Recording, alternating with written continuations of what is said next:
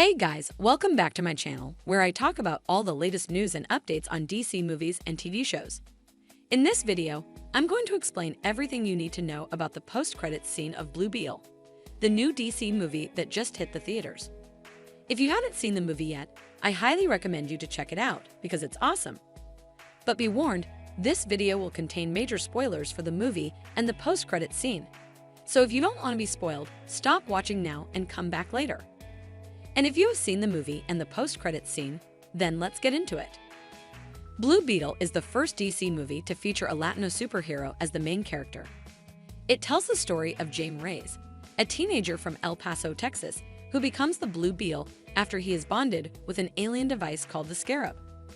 The Scarab gives him a suit of blue armor that can transform into various weapons and gadgets. James uses his new powers to fight crime and save the world from an evil organization called the Reach, who are the original owners of the Scarab and want to use it for their sinister plans. The movie is a fun and action-packed adventure that also explores James' family, culture, and identity.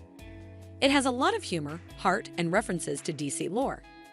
It also introduces some important characters from the comics, such as Ted Kord, the second Blue Beetle and Jane's mentor in the movie, played by John Cena, Booster Gold, a time-traveling superhero, and Ted's best friend, played by Ryan Reynolds, and La Dama, a mysterious crime boss, and Jane's aunt, played by Salma Hayek. But what about the post-credits scene? What does it mean for the future of Blue Beetle in the DC universe? Well, there are actually two post-credits scenes in the movie, one after the main credits and one after the end credits. Let's take a look at them one by one. The first post-credits scene takes place in a secret lab, where we see Ted Kord working on a new project. He reveals that he has been studying the Scarab and has managed to replicate its technology. He shows off his prototype suit, which looks like a yellow version of James' suit, but with wings and stingers. He calls it Project Bumblebee. He says that he wants to use the suit to help Jane fight crime and save the world. But he also admits that he misses being a superhero himself. He then puts on the suit and flies away, leaving behind a note that says, "Gone to save the world." BRB. Ted. This scene sets up several possibilities for the future of Blue Beetle. First of all, it confirms that Ted Kord is still alive and active in the DC universe, after he was seemingly killed by Maxwell Lord in Infinite Crisis. It also suggests that Ted might become Bumblebee, a superhero who has been associated with the Teen Titans and the Doom Patrol in the comics.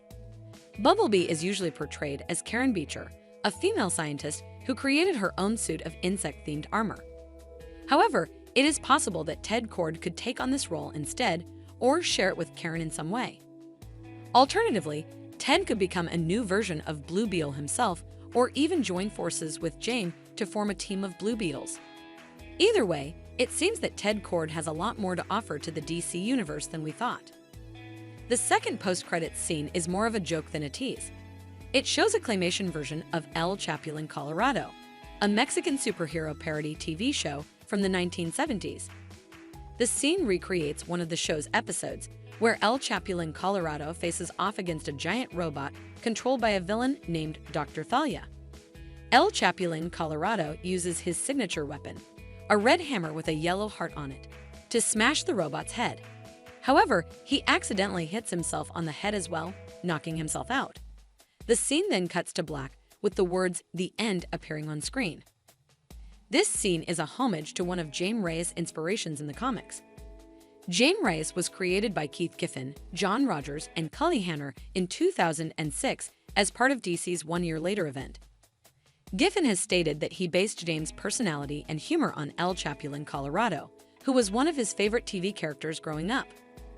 El Chapulín Colorado was created by Roberto Gómez Bolaños, also known as Chespirito, who was a famous comedian and actor in Mexico and Latin America.